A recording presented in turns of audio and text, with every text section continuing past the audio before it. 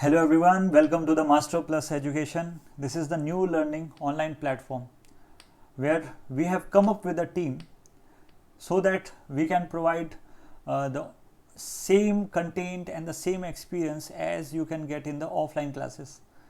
And this is my short intro. My name is Ravindra Jangid. I have qualified the GATE examination 3 times. And teaching experience की बात करूँ तो more than 7 years of teaching experience I have. I am the motivator and the career counselor. I am electrical faculty और मेरा यहाँ पे जो साथ देंगे वो लोकेश सर साथ देंगे so that we can cover your targeted exams such as GATE examinations ESE double electrical examinations, SSC examination and other state examinations are going to be covered in single platform. Okay? मैं जो आपके subject यहाँ पे लेने वाला हूँ उनमें से एक सब्जेक्ट जो अभी स्टार्ट कर रहा हूँ that is the power system. And power system में भी मैं जो स्टार्ट कर रहा हूँ that is the switch gear and protection मैं यहाँ पे स्टार्ट करूँगा. तो पहले आपके कंटेंट्स जान लेते हैं कि आपके इंडेक्सेस क्या क्या हैं पावर सिस्टम से related. The first one is generating stations जिसके क्वेश्चंस आपकी ESE में बहुत हद तक देखते हैं एंड SSC में भी बहुत देखने को मिलेंगे. पर गेट एग्जामिनेशंस की बात करूँ तो उसमें लिमिटेड क्वेश्चंस आते हैं. Transmission and distributions, fault analysis, load flow analysis, switch gear protection and the power system stability, ये सब कंटेंट है जो आपका पावर सिस्टम में यहाँ पे कवर होगा. ओके, सो जनरेटिंग स्टेशंस की बात करूँ तो गेट एग्जामिनेशन में कभी पूछा जाता है एंड कभी नहीं भी पूछा जाता, ऐसा सीन रहता है. बट यदि मैं SSC की एग्ज़ाम SSC और मैं स्पेशली इंजीनियरिंग सर्विस की बात करूँ तो उसमें अप्रॉक्सीमेटली 5 to 6 मार्क्स के क्वेश्चन एवरी ईयर पूछे जाते हैं. एंड ट्रांसमिशन डिस्ट्रीब्यूशन की बात करूं तो अप्रॉक्सीमेटली यहाँ पे गेट एग्जामिनेशन में तो 2 to 4 मार्क्स के क्वेश्चन पूछे जाते हैं. But ESE point of view से आपके जो पूछे जाते हैं अप्रॉक्सीमेटली 15 मार्क्स टू 18 मार्क्स के क्वेश्चन यहाँ पे पूछे जाते हैं. Then fault analysis, load flow analysis, इसी हिसाब से इनकी मार्किंग सीम होती है. वो हम आगे देखते रहेंगे, आगे के लेक्चर्स में देखते रहेंगे. मैं अभी without wasting much time I am going to start switch gear and protection. Switch gear and protection, तो मैं स्विच गियर एंड प्रोटेक्शन यहाँ पे स्टार्ट करने वाला हूँ. So let's start our video. Switch gear and protection. Okay, switch gear and protection. अब ये जो टॉपिक आप पढ़ने वाले हैं पहले तो दिमाग में ये चीज़ आपके आ जानी चाहिए अभी तक कि what is the switch gear, why we are using the switch gears and how we will use the switch gears. ये 3 क्वेश्चन पहले अराइज होने चाहिए.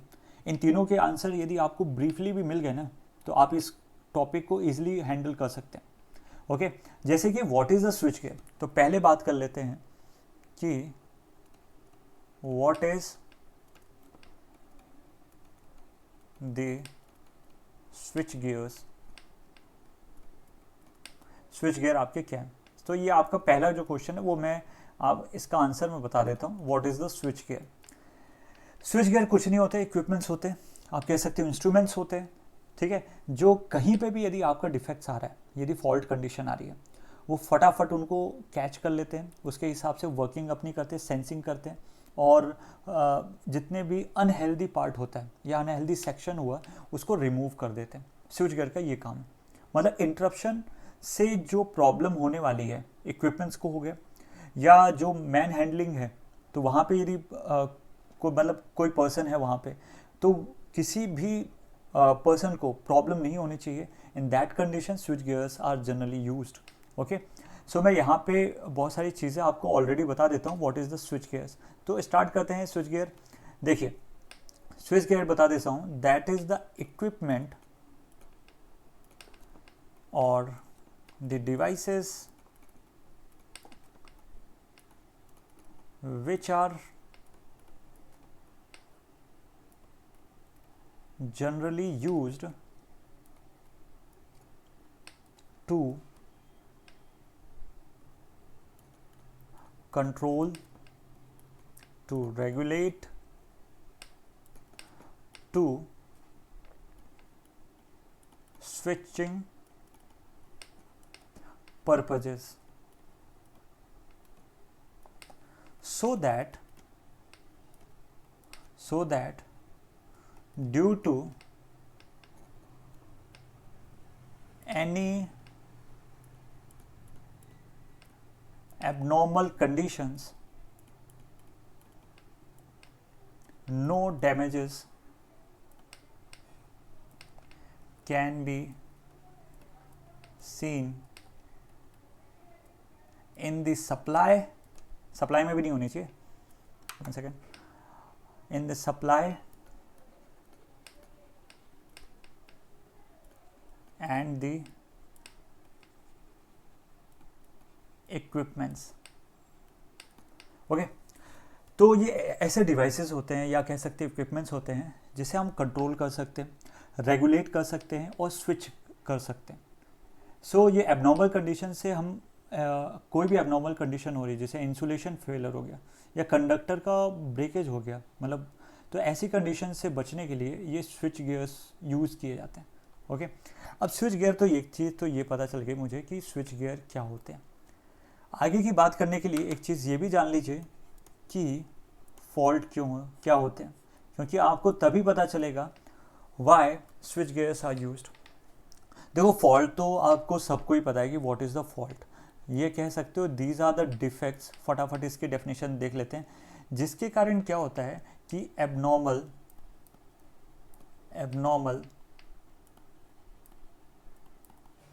behavior to the system supply and the equipments. System supply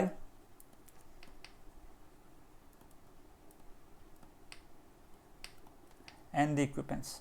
Okay, so these are the faults. तो false क्या हो गया, defect है, simple सी बात ये याद रख रही है. फॉल्स क्या है, डिफेक्ट है जिसके कारण एबनॉर्मल बिहेवियर होते हैं. एबनॉर्मल बिहेवियर आप कह सकते हो कि इंसुलेशन फेलर हो गया, ठीक है, इक्विपमेंट्स बर्न होने लगते हैं, इनकी रीडिंग चेंज होने लगती है, कोई पर्सन वहाँ पे हैंडलिंग के लिए रखा गया या वहाँ पे हैंडलिंग कर रहा है, तो पर्सन को शॉर्ट सर्किट के चांसेस हो सकते हैं. तो ऐसे बहुत सारे आपको एबनॉर्मल कंडीशन से प्रॉब्लम देखने को मिलती है सिस्टम में.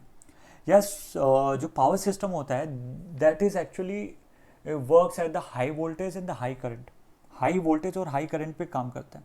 तो हाई वोल्टेज हाई करंट के काम करता है, तो हमें स्विचिंग और कह सकते हो रेगुलेट और कंट्रोल के लिए बहुत अच्छे इक्विपमेंट्स रखने पड़ते हैं. तो वो कहाँ से पता चलेंगे, that will be done by the faults. आपको यदि फॉल्ट पता है तो आप बता सकते हैं, बट फॉल्ट पता होने के बाद आपको ये भी पता होना चाहिए कि फॉल्ट कहाँ पे हो रहा है कि नहीं. चलो उसी की बात करते हैं नेक्स्ट पेज में. Move to the next page. So कहाँ पे फॉल्ट्स हो सकते हैं, मैं उसके लिए मैं आपको एक चीज़ बता देता हूँ कि पहले आपको ये जानना बहुत ज़रूरी है कि what is the single line diagram. क्या जानना ज़रूरी है, single line diagram. Single line diagram आपको जानना बहुत ज़रूरी है. डन है. तो सिंगल लाइन डायग्राम देखिए कैसा होता है, वो आप बात कर लेते हैं. ये तो देखिएगा. So there is an alternator. यदि किसी को सिंगल लाइन डायग्राम यदि नहीं पता है तो कोई दिक्कत नहीं है. हम जनरली रिएक्टेंसेस को क्या करते हैं, नेगलेक्ट करते हैं और सोर्स से लोड की तरफ using the equipments and their notations their signs we draw a single line diagram. Okay so ऐसे बहुत सारे डिस्ट्रीब्यूशंस यहाँ से निकल जाते हैं. another transformer and this is the load. Okay, so now this is the generator. This is generator. ये क्या होता है आपका जनरेटर. और जनरेटर भी कैसा, ऑल्टरनेटर. ऑल्टरनेटर मतलब synchronous generator. This is the transformer T1, this is the transformer T2. ये जो ट्रांसफॉर्मर T1 होता है, this is actually step up transformer. कैसा ट्रांसफॉर्मर होता है, स्टेप अप ट्रांसफॉर्मर. जो आपकी सप्लाई यदि आपकी 11 kV जनरेशन पे है तो ट्रांसमिशन के साइड आपकी कितनी जाएगी, 132 kV मतलब इनपुट के वोल्टेज को बढ़ा के आउटपुट पे उसकी वैल्यू बढ़ा देता है, बस इतनी सी चीज़ याद रखनी है, that is the step up transformer. So आपको ये समझ में आ गया होगा ऑलरेडी कि what is T2। T2 is also the transformer but it is step down transformer. क्या है आपका? स्टेप डाउन ट्रांसफॉर्मर है।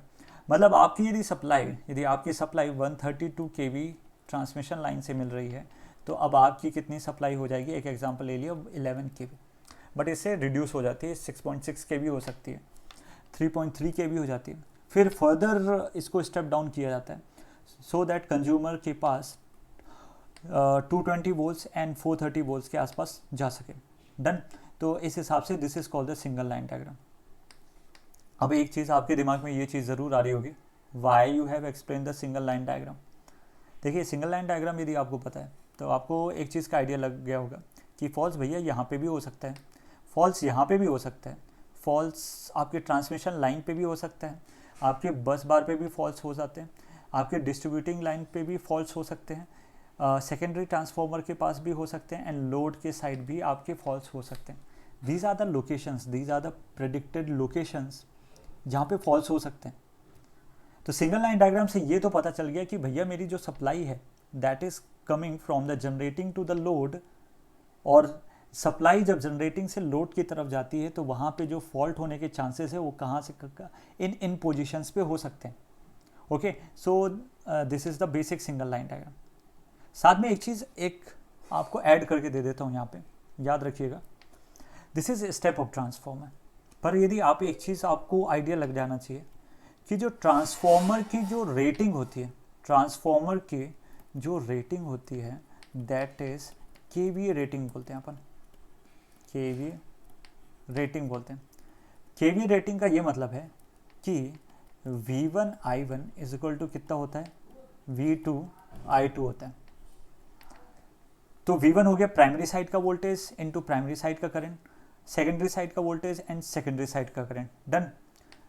तो यदि मेरा वोल्टेज सेकेंडरी साइड में यदि बढ़ जाता है तो ऑटोमेटिकली करंट को क्या होना पड़ेगा? कम होना पड़ेगा, for maintaining the equating condition. Equal condition यदि मेंटेन करनी है तो यदि मैंने वोल्टेज को बढ़ाया तो करंट को ऑटोमेटिकली क्या होना पड़ेगा? कम होना पड़ेगा। डन। सो यदि करंट आपका कम हो गया तो मतलब due to decrease in current value, losses also decreased। Losses क्या हो जाएंगे? आपके डिक्रीज हो जाएंगे। यदि आपका करंट की वैल्यू डाउन हो गई है ना तो लॉसेस भी डिक्रीज हो जाएंगे। तो लॉसेस कैसे डिक्रीज होंगे? ये भी दिमाग में आ रहा होगा ना क्वेश्चन, लॉसेस कैसे डिक्रीज होंगे? लॉस यदि आप देखेंगे तो हीट लॉस होता है and that is equal to I square into R. Current की वैल्यू यदि कम हो चुकी है तो आपके लॉसेस भी क्या हो जाएंगे? कम हो जाएंगे due to the I square R losses. Okay, so this is the basic single line diagram जिसमें मैंने आपको बताया कि जनरेटर, ट्रांसफॉर्मर, बस बार, ट्रांसमिशन लाइंस। देख लीजिए ट्रांसमिशन लाइन कहाँ पे, यहाँ से लेके यहाँ तक ये आपका क्या है? ट्रांसमिशन लाइन से।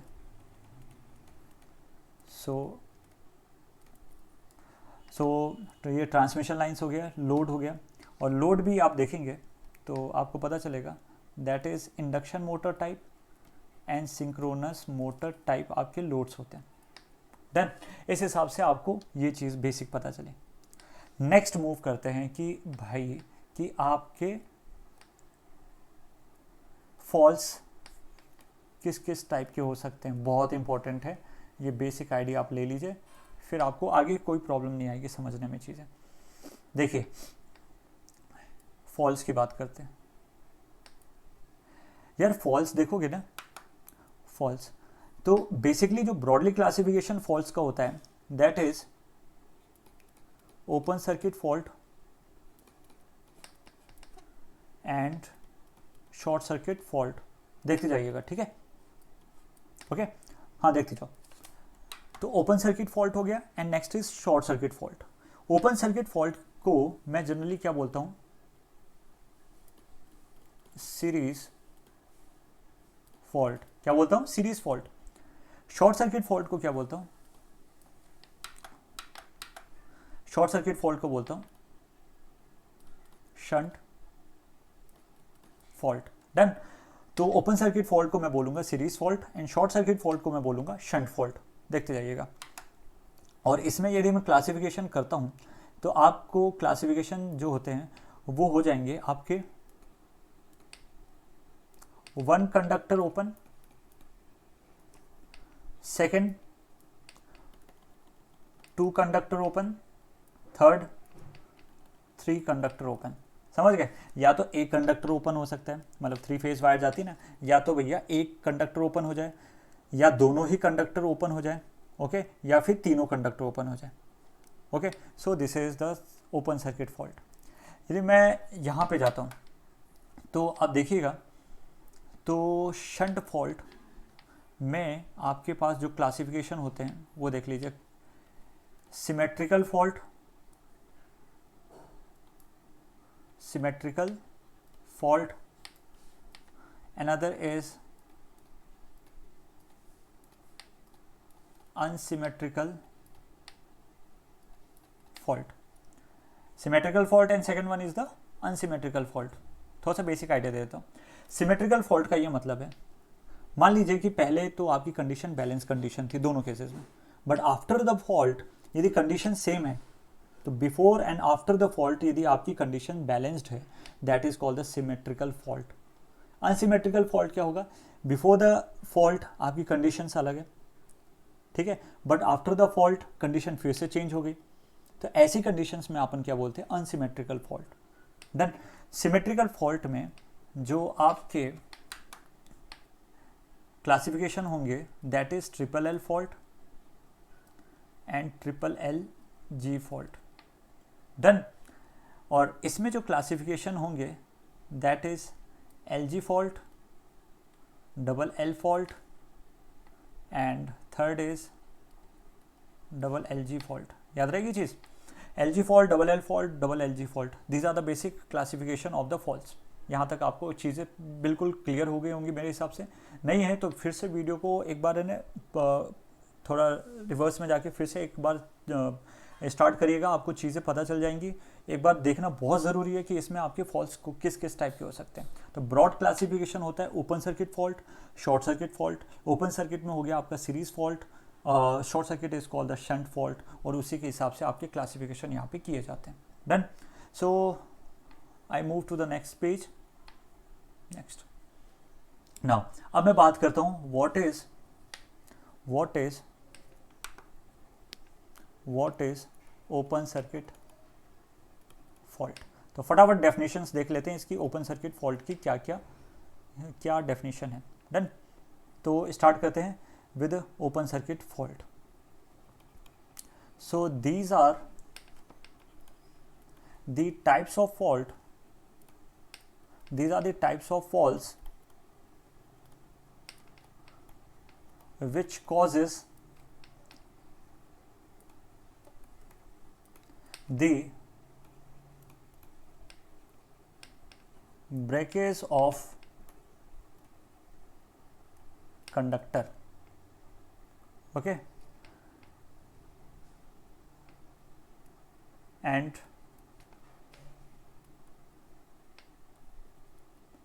supply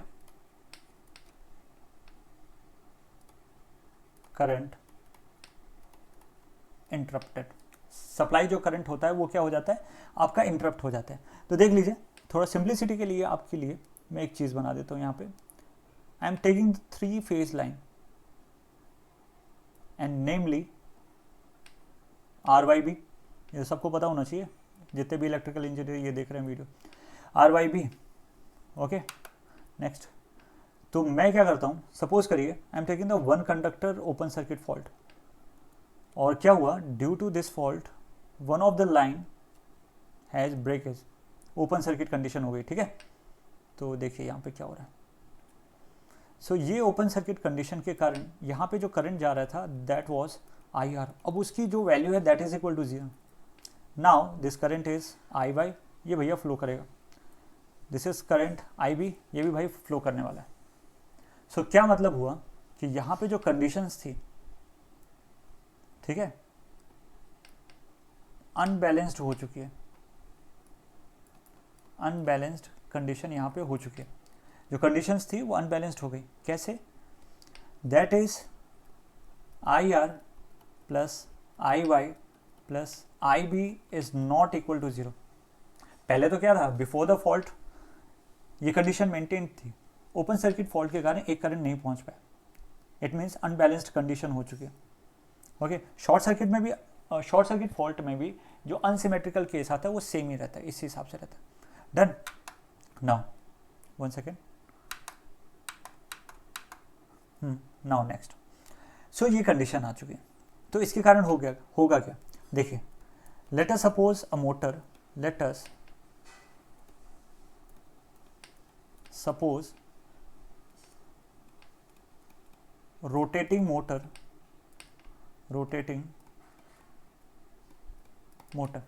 तो देखिए, तो पहले एग्जांपल में मैंने लिया कि जब फॉल्ट नहीं हुआ था। So this is a positive sequence current, जिसके कारण हमारा जो रोटर है that is moving in the clockwise direction, but due to the open circuit condition now it is moving in the anti clockwise direction. देखते जाइएगा, anti clockwise direction, and this is happening due to negative sequence. ये किसके कारण हो रहा है? Negative sequence current के कारण हो रहा है। तो यदि मैं रिलेटिव मोशन की बात करूंगा, किसकी बात करूंगा? रिलेटिव मोशन की बात करूंगा, रिलेटिव स्पीड की बात करूंगा, तो हमें स्पीड जो मिलेगी, यदि मैं ns स्पीड मान लूँ, सिंक्रोनस स्पीड में मान के चलता हूँ, तो अब मेरी जो फॉल्ट के बाद जो कंडीशन मिलेगी that is ns minus of ns, मतलब ये कितनी होगी? 2ns, मतलब आपकी जो स्पीड है वो डबल हो चुकी है। आपने जो मोटर ली थी वह 1000 RPM के लिए ली थी, क्या? चलो ठीक है, मान लो कि इसमें जो मान लो फॉल्ट होता तो यार 1200 तक RPM तक घूम सकती थी, बट ये डबल हो गई, जिसके कारण स्पीड ज़्यादा होने के कारण फ्रीक्वेंसी भी चेंज हो जाएगी। ठीक है, ज़्यादा डेप्थ में तो फिर लोकेश सर आपको बता देंगे यहाँ पे मशीन्स में कि NS इज इक्वल टू क्या होता है? 120 F/P होता है, ये याद रखिएगा फॉर्मूला। तो आपकी यदि स्पीड चेंज होगी तो फ्रीक्वेंसी भी ऑटोमेटिकली चेंज होगी, फ्रीक्वेंसी चेंज होगी तो हार्मोनिक्स वगैरह का इंट्रोडक्शन भी हो जाएगा यहाँ पे, ठीक है। और और भी बहुत सारे यहाँ पे जैसे ओपन कंडीशन के कारण सो बहुत सारे केसेस यहाँ पे देखने को मिलेंगे। सो ओपन सर्किट फॉल्ट से आपको ये चीज़ पता चला कि भाई ब्रेकेज होता है। तो बेसिक ओपन सर्किट फॉल्ट ये है, बस इतना ही जानना है आपको, मोर देन इनफ है for the open circuit fault. Now without wasting much time, I am moving for the short circuit fault. Okay, short circuit fault. Short circuit fault क्या होता है? तो शॉर्ट सर्किट फॉल्ट में अपन देख लेते हैं, these are the faults which causes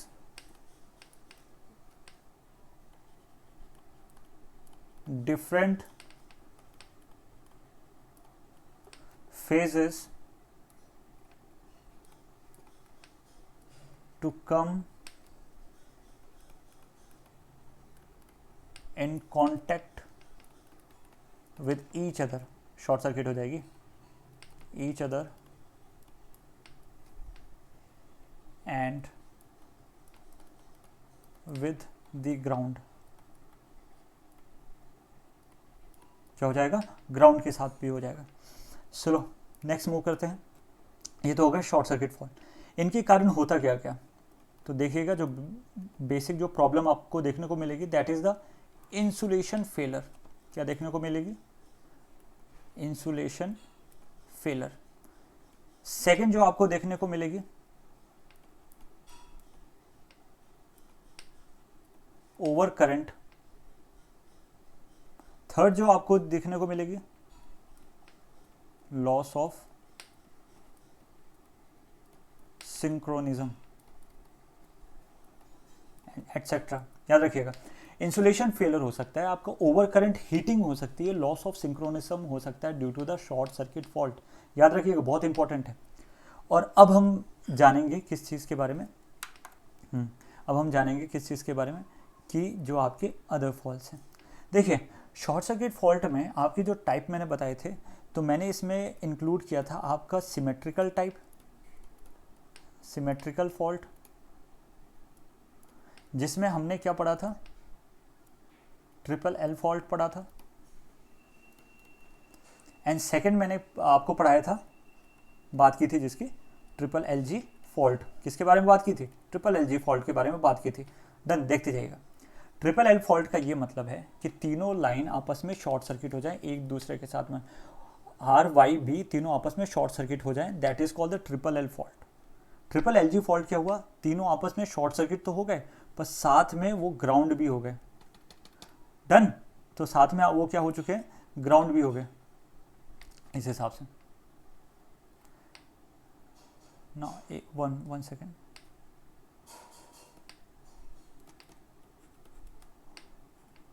done, ये हो गया। अब मैं अनसिमेट्रिकल फॉल्ट की बात करता हूं। अनसिमेट्रिकल फॉल्ट, सो अनसिमेट्रिकल फॉल्ट में आपके पास एग्जांपल कौन कौन से हैं, जरा देख लेते हैं। फर्स्ट कौन सा है, एलजी फॉल्ट, जिसमें क्या होगा, suppose let us suppose you have 3 phase line and one of the line is short circuited with the ground. In similar fashion, you can give the example for LL fault. One second, LL fault. LL fault में क्या हो जाएगा, इसमें भी मैंने 3 phase consider कर लिया, जिसमें से क्या हो गया, 2 फेसेस आपस में क्या हो गए, शॉर्ट सर्किट हो गए।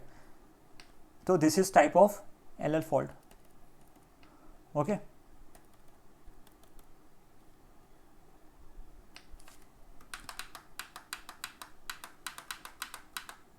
Okay, now third one is और योर एलएलजी फॉल्ट,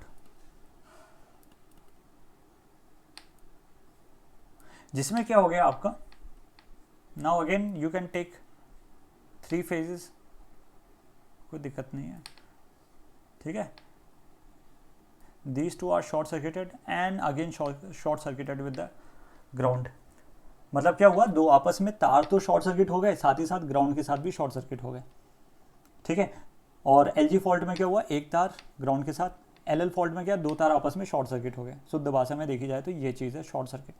तो शॉर्ट सर्किट का सीधा सा मतलब है जब जो वायर्स हैं, ठीक है, जो कंडक्टिंग पाथ है, तो वो यदि किसी दूसरे कंडक्टिंग पाथ या ग्राउंड के साथ आ जाता है, that is called the short circuit fault, जिसमें सिमेट्रिकल फॉल्ट भी होगा and you will also have the unsymmetrical fault. Done, so ये सब चीज़ें रहती हैं। अब इसमें मैंने आपको बहुत इंपॉर्टेंट चीज़ मैं बता देता हूँ जो आपको देखने को मिलेगी। यार, ऐसा एनालिसिस जब देखा गया तो देखा गया कि 70% जो चांसेस होते हैं फॉल्ट के, वो एलजी फॉल्ट के होते हैं। तो एलजी फॉल्ट होने के चांसेस कितने होते हैं, 70%, ठीक है। और कहाँ कहाँ हो सकते हैं, देखो होने के चांसेस तो आपको मैंने सिंगल लाइन डायग्राम के थ्रू मैंने बता ही दिया, ठीक है। पर ज़्यादा चांसेस कहाँ हो सकते हैं, that is the transmission line. After that आपका जनरेशन साइड में हो सकता है, ठीक है। तो पहले बेसिक आपको ये पता होना चाहिए, ज़्यादा चांसेस एग्जाम में कभी बार पूछा जाता है कि ज़्यादा चांसेस किसके होते हैं, एलजी फॉल्ट के होने के ज़्यादा चांसेस होते हैं, और ट्रिपल एल फॉल्ट होने के सबसे लीस्ट चांसेस होते हैं, ठीक है। ये भी चीज़ याद रखना, that is in the symmetrical fault, triple L fault होने के लिए सबसे लीस्ट चांसेस होते हैं। So this is all about the short circuit fault. Now I am moving to the next page. Now अब मैं कुछ बेसिक नोट आपको बता देता हूं जो आपके काम आने वाले हैं, नोट्स। ओके, नाउ जो फर्स्ट चीज आपको याद रखनी है कि शॉर्ट सर्किट जो फॉल्ट होते हैं आर मोर सीवियर, क्या होते हैं, मोर सीवियर, ठीक है। शॉर्ट सर्किट फॉल्ट क्या होते हैं, मोर सीवियर होते हैं,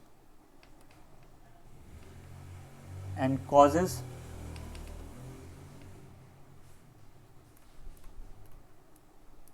हैजार्ड टू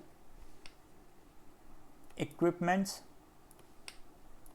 क्यों करेंगे, and to the personal. Done. Second चीज, शॉर्ट सर्किट में जो मैक्सिमम चांसेस होते हैं,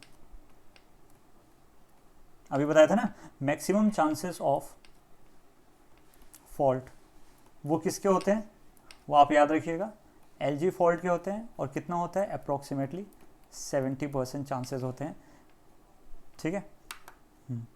नेक्स्ट, अब एक चीज याद रखिएगा, जो ट्रिपल एल फॉल्ट होता है, triple L fault that have least chances of occurrence, जो अप्रोक्सीमेटली कितना होता है, 2%। 3 वायर्स आपस में ज्वाइन होना, that is very rare, okay. Next, जो फोर्थ पॉइंट है उसमें आपको ये है कि कहाँ पे लोकेशंस वाइज आपके फॉल्स कहाँ हो सकते हैं। तो लोकेशन वाइज मैं देखूंगा, location wise faults. So location wise यदि मैं फॉल्स देखूंगा तो जो सबसे ज़्यादा फॉल्ट हो सकता है that is the overhead lines, overhead transmission line, और दैट इज अप्रोक्सीमेटली 50 to 55%। और जो सेकेंड चांसेस होते हैं that is on the generator side. Generator side में क्या होता है आपका, 6 to 8% चांसेस होते हैं फॉल्ट होने के। डन। ये इस हिसाब से ये चीज़ें होती हैं। तो आज के लेक्चर में मैंने आपको एक चीज़ ये बताई कि फॉल्स क्या होते हैं, स्विच गियर्स क्या होते हैं, फॉल्स से रिलेटेड एक एक चीज़ की जानकारी दी कि ओपन सर्किट फॉल्ट होता है, शॉर्ट सर्किट फॉल्ट होता है, एंड लोकेशन के हिसाब से भी मैंने आपको ये बताया कि फॉल्स का कहाँ कहाँ पे अक्रेंसेस हो सकता है, किस फॉल्ट के ज़्यादा चांसेस होते हैं और किस फॉल्ट के बिल्कुल कम चांसेस होते हैं, हर चीज़ मैंने आपको यहाँ पे बताई है। So this is all about the basic introduction, और फिर कल से कंपोनेंट्स के बारे में अपन जानना स्टार्ट करेंगे। सो आई होप कि आपको ये लेक्चर पसंद आया होगा, तो ज़्यादा से ज़्यादा शेयर करिए इसको, so that more students can interact with our lectures. So subscribe our channel, like our channel, and share our channel. So tata, bye bye, see you in the next lecture.